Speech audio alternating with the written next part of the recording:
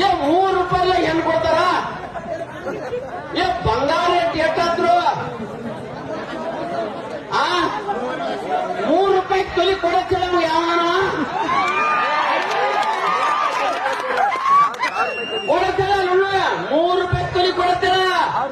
ಎಷ್ಟು ವಿಚಿತ್ರ ಅಂದ್ರ, ಒಂದ್ ರೈತಗ ಜೀವನ ಪರ್ಯಂತ ದುಡಿದ್ರು ಒಂದ್ ಮನಿ ಕಟ್ಟುವಾಕ ಆಗ್ತಾ ಇಲ್ಲ.